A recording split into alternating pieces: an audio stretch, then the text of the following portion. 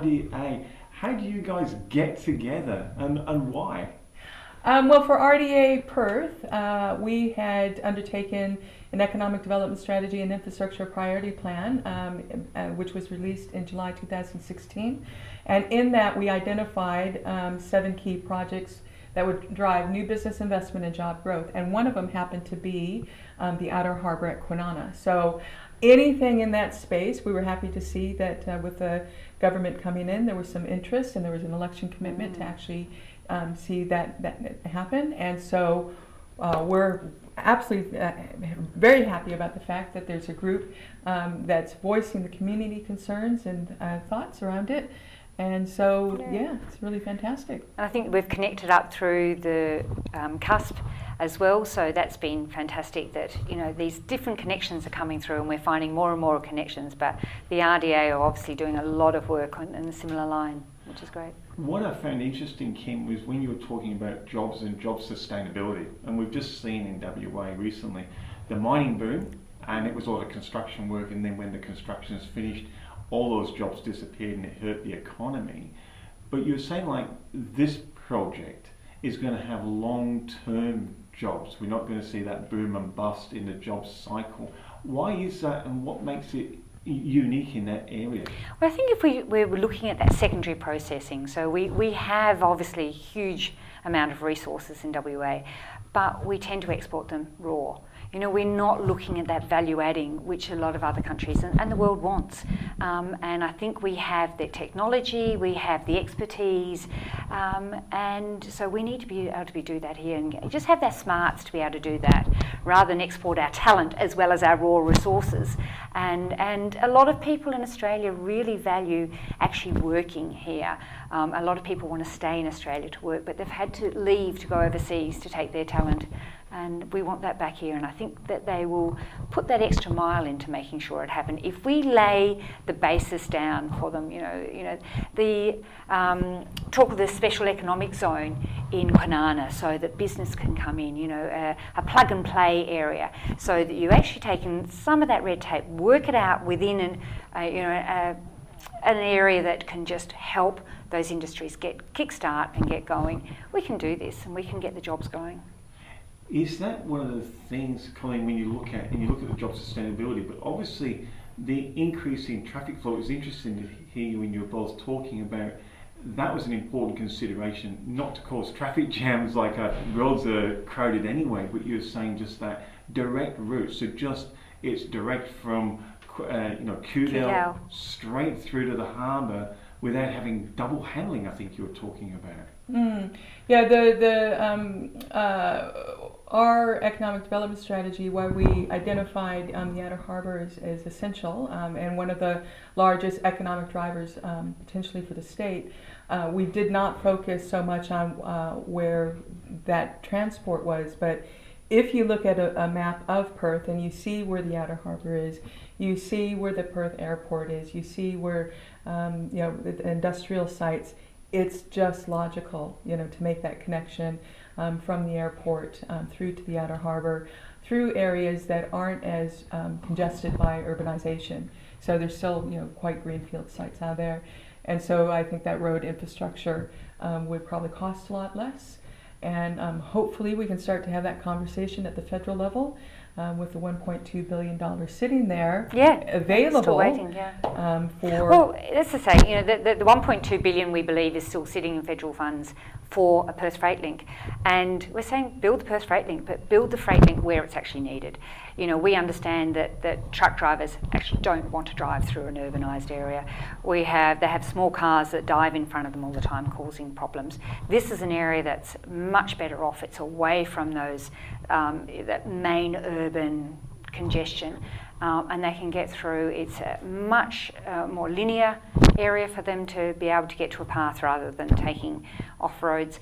And as you said, it's the airport area, that airport Kewdale, that whole industrialised where you're doing a lot of transport node through the internodal facilities. The other thing I picked up when I was listening to you talk was that we're not looking at low-end stuff, but you guys are looking at lithium, cutting edge, leading the way, develop it here, and then turn it into the batteries and what other technologies, So we're going really high end and becoming, you're really trying to create a hub that's going to be a world market leader straight out of Perth. That exists for Perth, and there's looking at some of these opportunities will help move Perth and the state from a high incidence of blue collar jobs into white collar, because I know a lot of people are concerned about automation, and but that will make us more competitive going into the future globally.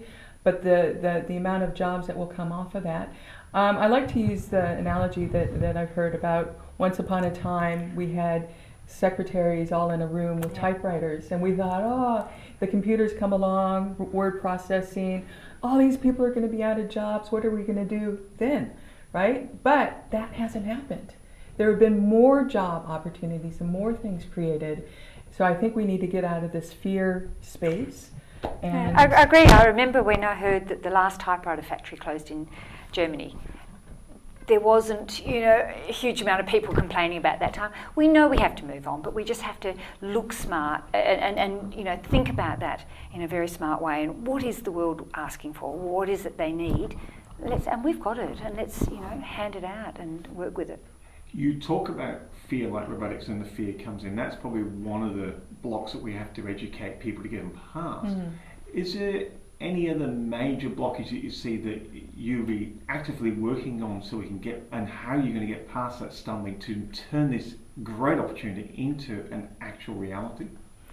I think one of the processes in particular for lithium, converting the lithium carbonate to actual lithium ingots that then can be extruded for battery production is we're going to need electrochemical processing. So that's a conversation that will be needed, I believe, at the Commonwealth and state level to allow that to happen. We already have a lot of the chemical production in the Kwinana area, so there's huge opportunities that exist. So, I think that's one of those conversations that we need to have to ensure that we've got that whole value chain in place. And the value chain. I think for some people's minds too, the building of an Outer-Harbour, they're saying that's just another port, do we really need it? It's more than another port. This is the ability for having that port is having the industries growing. So we're not talking about just moving containers from one place to another. We're actually talking about opening up and giving that security, that confidence for those businesses to say, yeah, we're here and we're in for the big haul. Yeah. It does seem that every once in a while, every generation, a huge opportunity comes around that can be a real game changer for a state or a country. And this, to me, when I'm listening to you talk and reading the reports that you've done on this, it just seems that this is one of those rare opportunities that comes around to really change a state and the opportunities that exist here for generations to come. Mm. It is, and it, I think, will help raise Western Australia's profile but in a national context, that we're not just mining. We do a lot more than that. Yeah. One thing that is also down around the Kwinana Outer-Harbour space is defence. So, there's huge opportunities that exist there with the shipbuilding and other economic development prospects, with defence. So all of it encapsulated in one area, and especially in an area where there's huge population growth. The Perth and Peel at 3.5 estimates that 75% of the future population growth is going to be in the South Metro into the Peel. And we currently are desperate for jobs. As mentioned, their youth unemployment's at 30%, so we need to create the jobs in the locations. And then, and we've talked about before, our smartphones are only 10 years old. When you think about 10 years ago, we didn't have an iPhone. What's the next 10 years going to be bringing? But we need to be ready. We need to be forefront for that. And I think this is the sort of thing that the international economy, is looking for. The markets are looking for what we can provide. And so we need to think about what's that next 10 years going to be like. Yeah. So what's the next key step for Western Harbour Alliance in this process? There's a few areas there where we're really looking at talking to all the different players on what they need in this Kwinana industrial area, and just brokering between. We are very carefully working between governments, local governments, businesses, the community, to find out, what's our opportunities, what's our problems, how do we find those sustainable solutions. Working with Westport Task Force and making sure that, you know, they've got everything that they need to move forward as fast as possible.